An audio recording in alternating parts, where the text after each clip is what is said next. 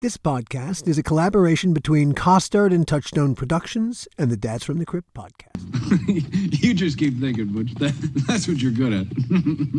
Boy, I got vision and the rest of the world wears bifocals.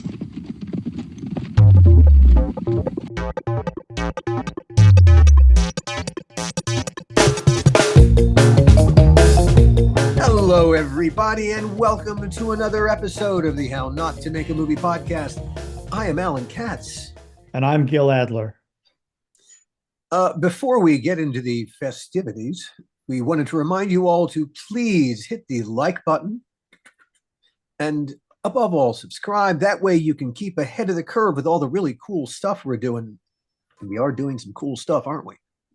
Absolutely. That's why you need to hit that like button. Today, we're doing our own little version of Desert Island Discs. You know what Desert Island Discs is, right? Oh, sure. Now, it's funny because when I mentioned that to you in the pre-show, as we were just talking about what we're going to do today, you said you'd never heard of Desert Island Discs, and that shocked me because it's a show on the Beeb radio.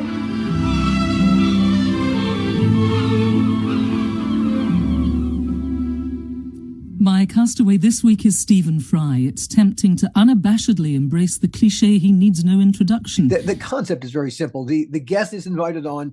You are on a desert island for a long period of time. I think it was 5 pieces of music and 1 or 2 books. Can't be Shakespeare or the Bible. Oh, wow.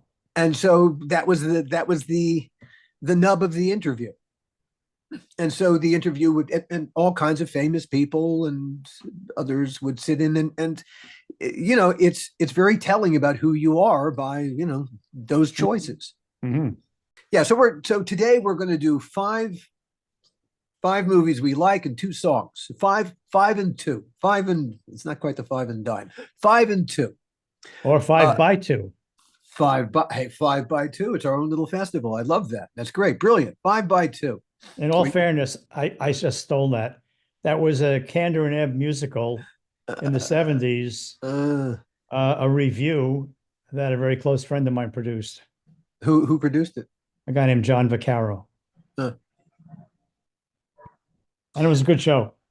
I bet. So what is your first movie that and again, it's simply these are movies that we love, that we've loved from the moment we saw them. Even if we saw them recently, we're going to love them for the rest of our lives. We think about them all the time. That's it. That's the whole criteria. I suppose if I have to admit to one movie and perhaps one song at the same time, it would be the very serious production of Spielberg's An American Tale. Really? Now, the animation. Yeah. Now, let me. I should have prefaced the whole thing with this. The fact that we're having this conversation, because right off the bat, I'm surprised already. I am just shocked already. You know, Gil and I were creative partners for 10 years. As you know, we produced Tales from the Crypt, a couple of feature films together. And we lived in each other's pockets. We were best of friends too. And now we're back together. It's been going on, heading into our 3rd year of a renewed friendship and creative partnership. If you'd asked me back then, hey, your best friend, what are his favorite movies? I couldn't have told you. I could not have told you.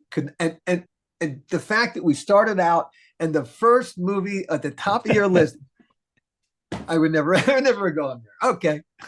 This is already worthwhile. Well, there's good reason. Would you like to hear the reason? Please. Well, yes. Well, when I first met my now wife of 30-something years, oh, wow. She was living in Vancouver. I was living in Los Angeles. She would come to visit me. I would come to visit her. But the song from American Tale, Somewhere Out There, which was sung in the animation version, but was also sung as a single, and it was a very successful single. I remember was really what we were saying to each other, which was, I'm in Los Angeles looking at the stars and at the moon. Somewhere and she's in Vancouver looking at the same stars and the moon. And our thoughts would go to each other through that image of seeing the stars and the moon. So it was kind of a romantic thing. And then the movie comes out and the song comes out, and I'm sitting there listening to the song going, wait a minute, this is like a ripoff of what we were just doing. Not really a ripoff, though. We'll find one another in that big somewhere out there. And to this day, that's played at our anniversary and stuff like that. Or we'll hear it once in a while on the radio and we'll go, wow. I had no idea. Good God. Yeah. First movie on my list isn't anywhere near as romantic. It's just a movie I love. I've always loved Bridge on the River Kwai. Yeah, I just saw that about 2 weeks ago on Turner Classics. It's a great construct. That triangle, those three men at loggerheads, it is one of the best things that Alec Guinness ever did. What a wonderful character. Well, almost anything Alec Guinness did was fantastic. Yeah. As with all great film actors, it's what they do when they're not speaking that makes them great film actors. They never stop being. Alec Guinness never stops being Colonel Nickerson, and Colonel Nickerson is a great, flawed character. With the bombs going off all around him, all the dots finally connect. What have I done? Colonel Nickerson knows the mission. And yet, when a mortar blast knocks him down and he struggles back to his feet, the mission yet unaccomplished.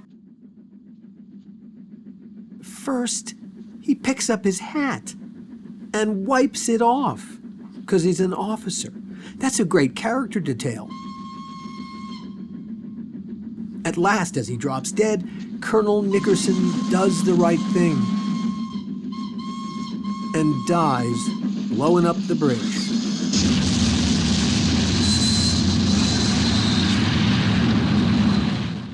There are railroad bridges blowing up, and then there's the bridge on the River Kwai blowing up. It makes the doctor's last line so perfect. Madness. It's probably one of the earlier versions, now that I think about it, of a relatively long movie. I think I don't know how long its running time is, but I remember. It's like 3 hours. Yeah, it's long. It's very long. Now, from that movie, do you remember any song the way I remember Somewhere Out There? Well, Colonel Bogey's March, was it Colonel? I might be getting the name wrong. It's the. Yeah. Yeah, it was the very famous. If only you could whistle. Tune that they whistled as they whistled while they worked.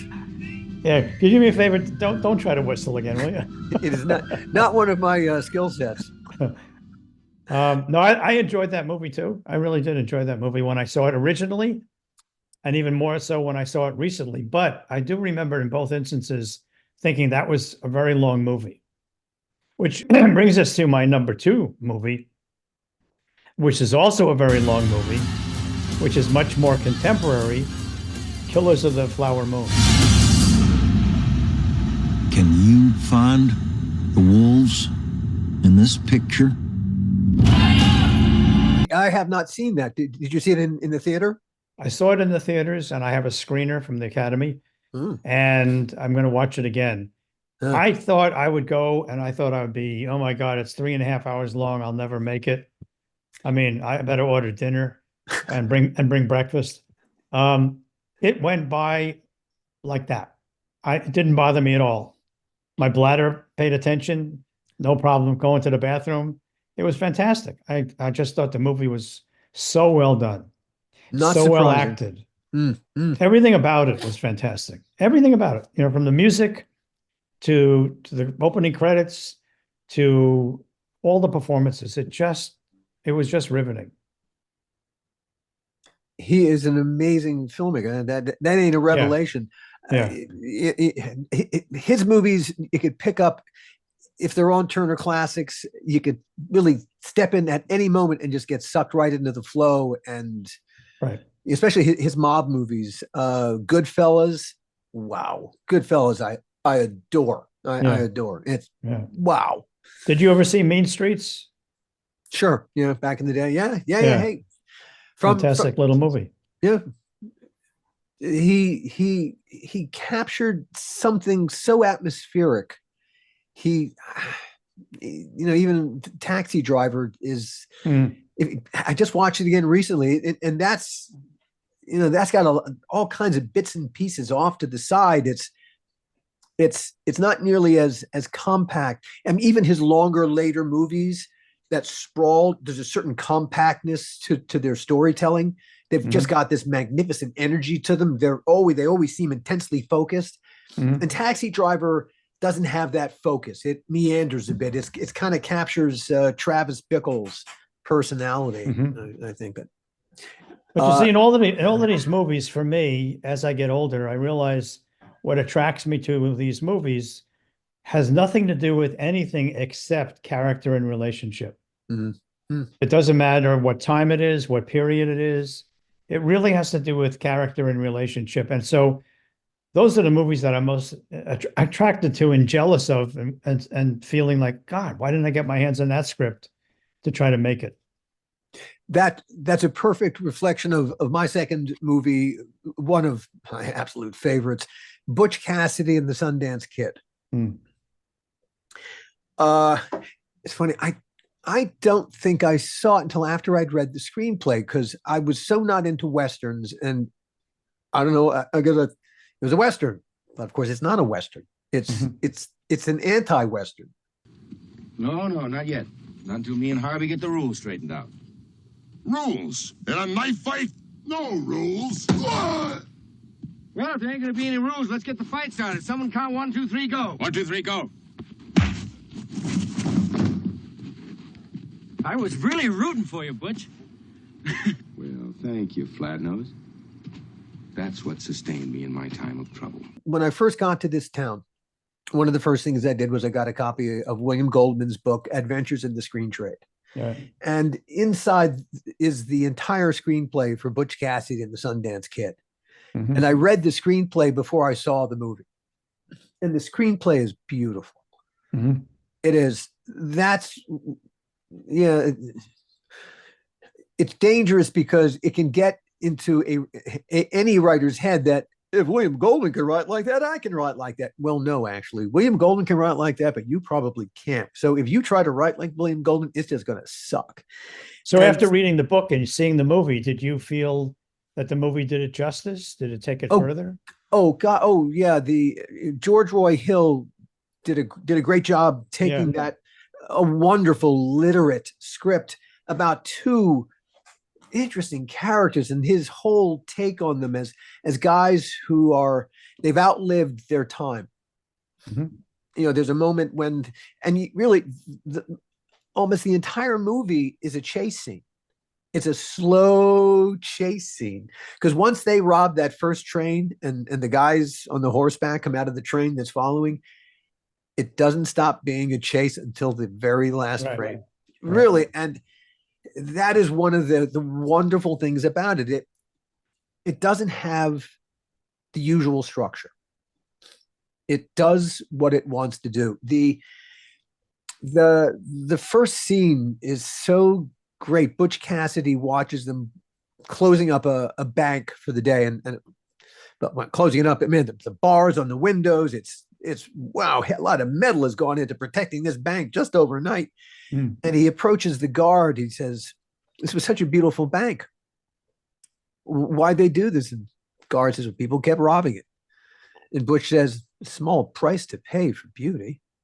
And also, it was a Western with a song in the middle, a Burt Bacharach, Hal David best-selling song. Yeah. Which is, it's funny. The one thing about the movie, which I think is jarring, is the music, because that's so contemporary, and the movie has a contemporary feel. Yeah, it does. But there's a patch in the middle. There's a couple of places where he's crunching a lot of information, and so there's just a flood of images, and the music I think they were called the Swingle Singers. and they're doing scat, basically just scatting. Yeah. And it's, I didn't see it when it was first released, and perhaps, well, I know the song won an Academy Award. Did the score win? I don't recall. I don't recall if it did, because the score does not hold up. The song's okay. It's a song. He's just there. That's the bicycle scene where, Yeah. it's just a fun little vignette scene. It's nothing to do with the story whatsoever. But yeah, the music is the one thing that really feels stuck in the 70s. A great piece of writing. It's a great piece of filmmaking too, and a wonderful ending. Yeah, no, I can't deny you that. I really enjoyed that movie too, and I love that song. And I love William Goldman. I've always loved William Goldman. Have you ever met him? I've never met him. I've read all his books, every one of them. Because when I first started out in theater, he had written a book about theater. And I devoured that from end to end about 5 times. I could probably recite to you 2 or 3 chapters. I mean, just nuts. But he was so good at what he did. Going back to Alec Guinness for a second, on the Bridge on the River Kwai. Yeah. One of my, almost anything that Alec Guinness has done would be on my list, but especially Dr. Zhivago. Oh,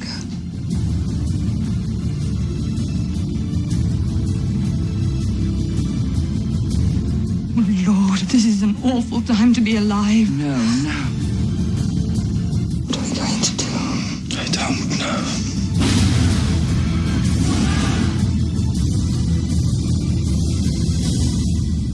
Wouldn't it have been lovely if we'd met before? I think we may go mad if we think about all that. I shall always think about it. Huh. I just fell in love with Dr. Zhivago. Now it's a huge, another big one, big movie.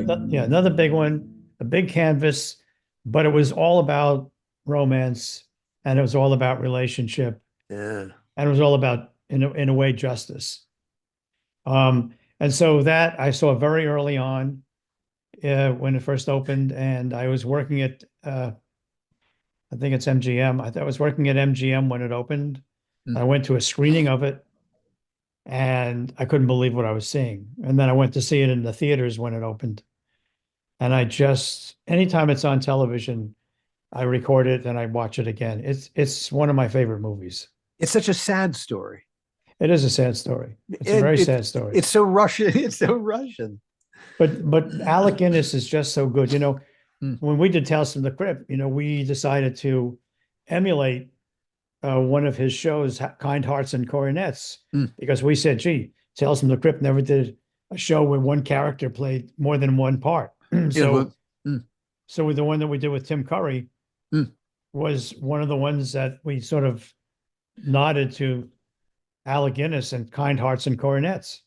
One of the cool things about doing Tales from the Crypt was that we were always able to indulge our fan just being movie fans. We got to do that all the time. Yeah. Well, some of the actors we got to work with, like Kirk Douglas, Donald O'Connor, sitting on our set with Donald O'Connor, listening to him tell stories about making Singing in the Rain. Yeah. Fucking pinch me. Right. We've talked about. Were you on the set the day we talked about the making of Make 'Em Laugh with the couch? I was not there for that. You were. It was unbelievable. I missed that. I sat there with my mouth ajar. My mouth was like hanging as he was telling me how many times they did it and how difficult it was and how tired he was. And yet he had to do it again because he had to get it exactly right. Do you remember how many takes he had to do? Oh, it was a lot. I don't remember the number, but I know when he told me, I was like, how could you have done that many times when you jump over the thing and go through the wall? And leading up to that. How many backup rolls did they have? I mean, it's just paper, but okay, yeah, still. Yeah, it was unbelievable. I mean, listening to him talk about making that movie was just such a special moment for me, sitting on the set with him while we were doing Tales from the Crypt. I've always been very, very fond of Dr. Zhivago too, and it's the bigness is really very appealing. David Lean was great with big movies. Lawrence of Arabia, great with big movies. My next movie is another big movie. A huge fan of virtually everything that Kubrick did. And of course, we've had the absolute pleasure of working with a couple of stars from one of Kubrick's most famous movies, Clockwork Orange. We've worked with, of course, Aubrey Morris and with Malcolm McDowell. But that's not my favorite Kubrick film. My favorite Kubrick film is Barry Lyndon. Oh, wow. I didn't know that. I love that movie. It's so, it's like canvases. It's like they're paintings. Yeah, they're like I was going to say it's a big period movie. Paintings come to life, and Ryan O'Neal just died. Was a very pretty actor. I don't know that he had a ton of acting range, but that was okay for to play a cad, a wannabe, a guy who's going to live far beyond his station and then crash and burn. Perfectly cast. Perfectly cast. The music, and again, there's no original score. It was all period music, but it was all perfect. The battle scenes are just wonderful, and they his director of his cinematographer Jeffrey Unsworth had to create new lenses in order to shoot, because part of what Kubrick wanted to do was to not use any artificial light, was to shoot in candlelight, in scenes that occurred in candlelight. He wanted to shoot in candlelight. And none of the existing lenses were fast enough to deliver crisp, clear images that we're going to need to blow up onto the big screen. So they had to create all kinds of new lenses in order just to shoot that movie. And what a wonderful, cynical ending. Wonderful, cynical ending. Oh, I love that movie. I don't want you to think I'm a depressed guy, although I have my moments. But one of my favorite movies that I find very, very haunting is A Beautiful Life. Again, characters, relationship, the whole fantasy that he tries to create for the young boy. Life is beautiful. It gets to me every time I see it, and it doesn't.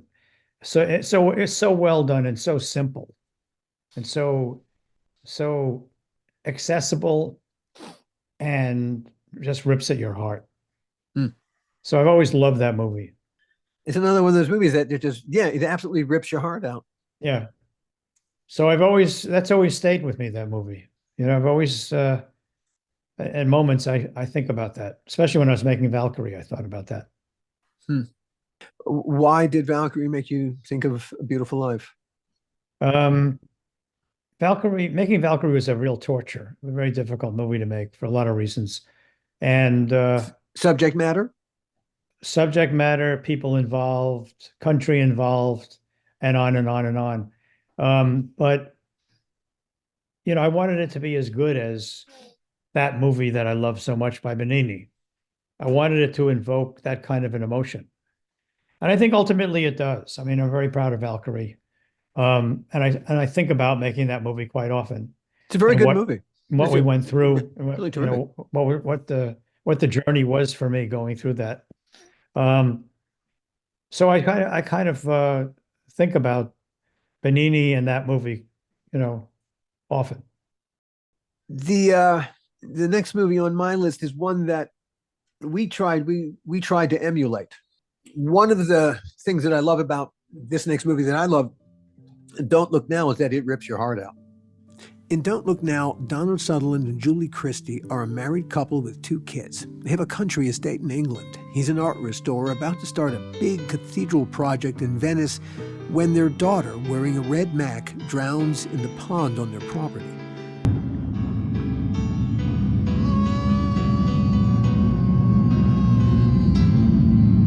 Right off the bat, this movie rips your heart out. The movie's motifs are water and the colors red and blue, and it's about the psychic connections we don't even know we have with each other. It's a masterpiece that will haunt you in the best ways possible. Top to bottom, it's great movie making. Don't Look Now. Nick Rogue directed. There's also something in the movie that's quite. There's a sex scene. It's got one of the best sex scenes ever made in a mainstream movie with big name actors. What Nick Rogue does very cleverly, it's also cut beautifully.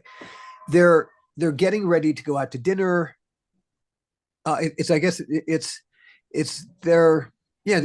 they're just hanging out in their hotel room, and then they're getting ready to go out to dinner, and they begin to have sex, and he intercuts them, and you get the feeling this is the first time they've had sex since their daughter died. And he intercuts them having sex with them, getting ready to go out to dinner, and you just feel there's a genuine feeling of love and the ordinariness of this relationship. It makes the sex scene really quite surprising in its emotionality. The most shocking thing about that sex scene, it's the only really intense sex scene. It's really the only sex scene I can think of in a mainstream movie between a married couple. That's probably the oddest thing about it. They're a married couple having sex. It's the exception. And not anywhere near the rule, but who wants to watch a married couple have sex? And yet, that's one of the most striking things about it. Well, talking about married couples having sex, there you go. I'm glad I could spur you. Segues right into my next selection, which was almost anything Groucho Marx did. Oh, well, yes. Well, hey. And any of his movies, I mean, I was such a big fan of Groucho Marx that he could do no wrong. So any of his movies. What was the first one you saw? I have no idea. I've seen them all so many times. You don't remember the first time that you saw Groucho and you went, "Oh my God, I get this man." I don't think I do. I can remember mine. I'm growing up in Baltimore, as I did on WJZ Channel 13, just back in the 60s, early 70s, before the local news started at 6. From about, I think, 4:30 to 6, they would run movies in a movie block, and they played old comedies. They played W.C. Fields, they played Joey Brown movies, and they played Marx Brother movies. And my cousin Stephen he knew Groucho before I did. He said, "You got to watch this movie. And he called me and said, "Horse Feathers is on. You got to turn it on." And it just begins. And my first experience with the Marx Brothers is Horse Feathers, Groucho as Professor Quincy Adams Wagstaff singing, "Whatever it is, I'm against it." You had me. The man had me. And of course, the monologue that starts that movie is just one of the best. Well, when I was talking about sex between a married couple, and that's how I segued into the Marx Brothers, it really had to do with Groucho and his relationship with Margaret Dumont. Oh, sure. In every episode of them that she was in every movie, and he just became such a hero of mine. He could do no wrong. And then when they did a Broadway musical, and I found out that he's from New York and lived on East 95th Street and grew up on the streets, that made it even better. And then when I came out to California, I guess in those days you would have called me a stalker. Yeah. Because I found out his address where he lived. And I drove my car and I parked the car across the street, and I would wait to see him drive Linda to school. And I could see him get into the car, drive down the driveway onto the street, drive right by me, and I knew he was behind the wheel. And I sat there trembling as he drove by. That's how nutty I was for Groucho.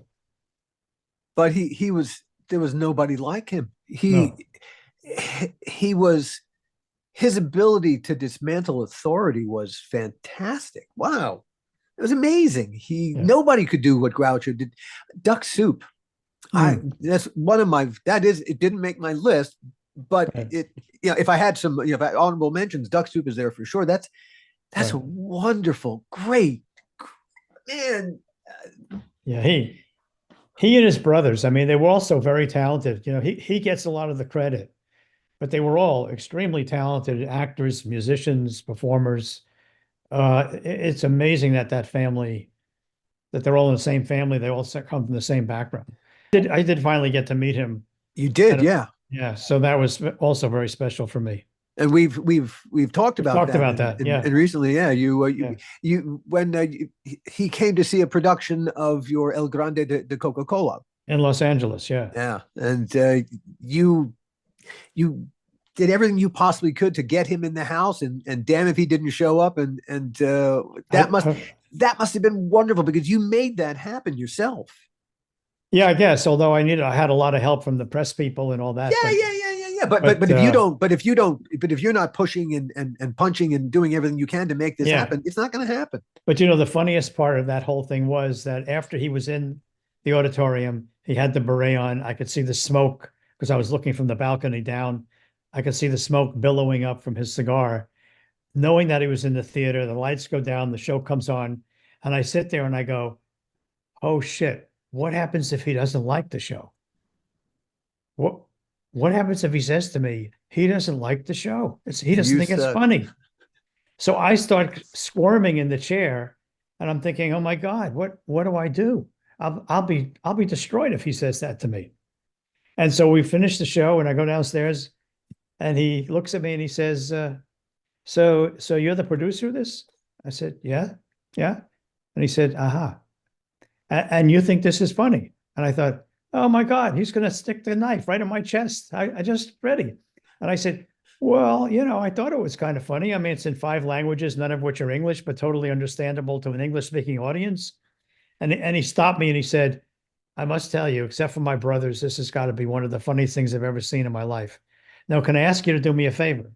And I said, yeah, a favor for you? Sure. What would you like? He said, how about taking me backstage so I can meet the girls?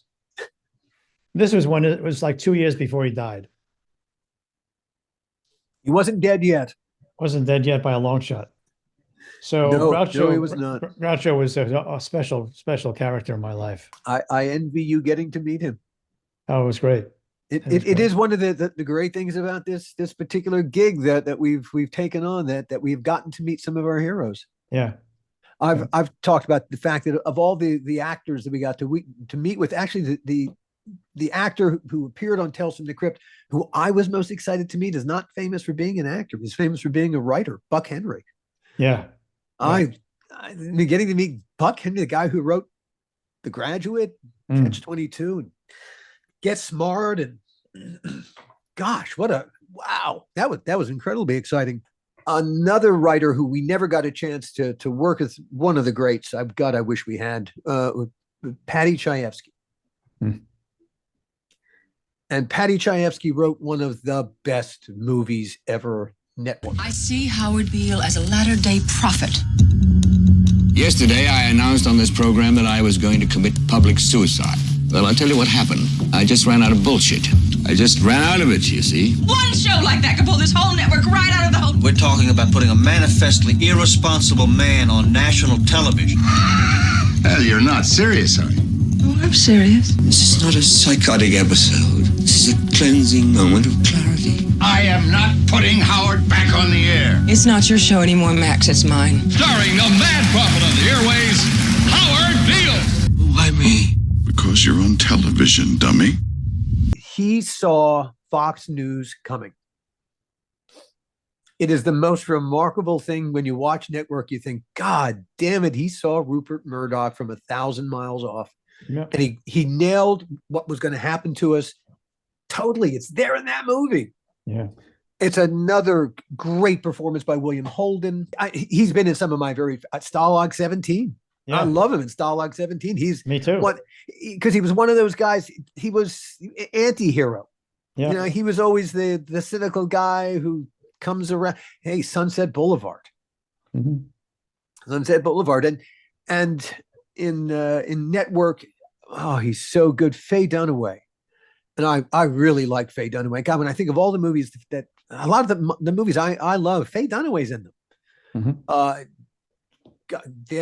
Little Big Man. Mm-hmm. How about Faye Dunaway in Chinatown? Oh, of course, Chinatown. Well, yes, and Chinatown. It's Chinatown, Jake. How can I every time I drive through Chinatown, that pops into my it's Chinatown, Jake. You can't. It. You have to, and it's what a wonderful performance that she does, and that's a great movie too. Again, it's one of my honorable mentions for sure. For me, at its core, it has to do with relationship. Yeah, it has to do with emotion, and it has to do it's crime. But I mean, those things that we all can relate to. I don't know anything about water. I don't know anything about politics, but I do know about relationships. And, that's what made that movie so great for me. And it's got a great relationship hinged scene where the truth about my daughter, my sister, my daughter, my sister, my daughter. Oh my God. Slap.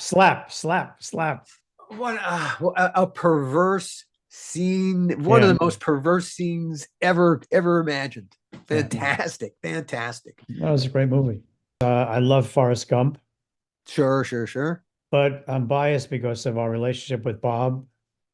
And I remember when we were doing Tales from the Crypt, Bob was cutting. Yeah. And we were chatting and he said to me, "You got a few minutes?" And I said, "Yeah, what's up?" He said, "Come into the editing room with me." And I said, "Okay." And I said, "What's up?" And I thought he wanted to talk to me about something about our show. And he said, "I want to show you something. Tell me what you think." And he showed me the beginning scene of Gump, just a short portion of it, with him running with the things on his legs. And then he cut to, and they showed me a scene where Sally Fields is telling him she's dying. And then he stopped and he said, "So what do you think?" And I was like, "Whoa, I think I was just thrown off the bus." I mean, holy shit. I said, I want to see the rest of the movie. And he said, "Do you really?" I said, "Yeah, I really want to see the rest of the movie." And then we chatted a little bit and I said, Bob, if the rest of the movie is as good as what you just showed me, this is going to win the Academy Award. And he said, "No, really." I said, No, I'm not bullshitting you. I'm telling you, those two scenes that you just showed me really, really got to me. And if the rest of the movie is that good, it's just going to win an Academy Award. Again, one of the luxuries we got to work with a guy who thought so completely outside the box. Yeah. As we've described, one of the pleasures of working with Bob is that every project had at least one or two moments where Bob was going to pose you with something that he wanted to accomplish. There's a scene I want to see this, and he would tell you what it is he wanted to see. And Bob, that's impossible to get. That's utter. There's no way to get that. It's impossible. And he then turned to all of you and he'd go, "Okay, guys, how are we going to do that?" And damn if we didn't find a way. Yeah. And we always did. And Forrest Gump was filled with that. Look at Lieutenant Dan's legs. Yeah. I mean, I think that was the first movie where for an extended period of a character's performance, they made his body, a big piece of his body disappear using computer effect. Yeah. Bob was one of the first guys to play in that field. Yep. And to experiment it and to, in the same way that D.W. Griffith invented the language of cinema, Bob has always been, reinventing language and creating new words and new ways of seeing things. When he did Polar Express, again, he was the first person to take that dare and at that point, computers couldn't do faces the way they can do now, the way that artificial intelligence can make a face so fucking real. You don't even know if it's artificial. But Bob's always played in those places. Songs. Let's switch over and finish this with a little bit of music to soothe our way out. The sucker punch for me was The Way We Were. Sure. From that movie. That was a great movie and a great song. Marvin Hamlish. Yes. Did you ever get a chance to meet Marvin? Oh yeah, I knew Marvin very well when he was making A Chorus Line with Ed Kleban. and with Michael Bennett. I hung out with them quite a lot, and yeah, I knew Marvin pretty well. What was he like? So very he didn't really know his own talent, I don't think. Huh. He just, he approached the material as the material. I think at some points he was very full of himself, but on other points he was very doubting. But I was closer with Ed Kleban than I was with Marvin, and I was closer with Michael, I think. But seeing that process evolve was just left a staggering impression on my brain as to how creatively you could be to get to where you wanted to be from where you were. And I saw a bunch of those workshops that they did for Joe. And eventually when they played it at the Public Theater and they moved it into Broadway, I mean, that whole experience was very special for me. But going back, that's a whole other topic and a whole other conversation. But the movie, The Way We Were, was really worked for the movie, and it really brought out the emotionality of those relationships so well. In the same token, I guess it's not a movie, but it is a movie. Is Hamilton. Sure. The score for Hamilton, which I've seen the play and I've seen the movie, or the Disney project of it. The music from that is just phenomenal, and the story of that is so phenomenal, and it's so relevant today, especially this year. And even the story of how that project got made, is a remarkable wow. Yeah. So agree. We should go on vacation someplace with a book that we want to do, and by the time we finish the vacation, say, okay, we'll do it. There you go. Things to do this year. Yeah. I think my favorite song ever is Leonard Cohen's Hallelujah. I came to that fairly late. Again, and when it finally hit my radar, and I don't think anyone's ever captured how hard love can be like that song captures it. The absolute ache on a biblical level. Your faith was strong, but you needed proof. You saw her bathing on the roof. Beauty and the moonlight overthrew you. She tied you to a kitchen chair. She broke your throne. She cut your hair, and from your lips she drew.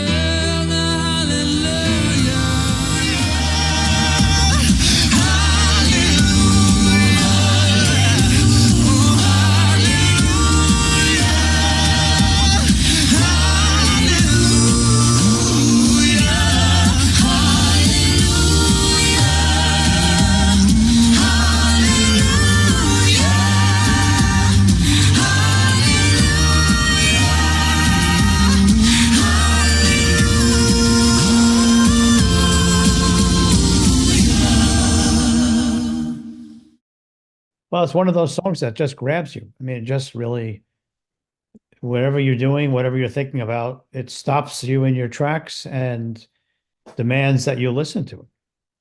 And there are not many songs like that. But it just goes, almost in winding this up a little bit, it almost goes to what we've been talking about through all of these specific examples. It always comes back to that emotion. It always comes back to the feeling. Sure. Yeah. Music, movies, television, it always comes back to making us feel.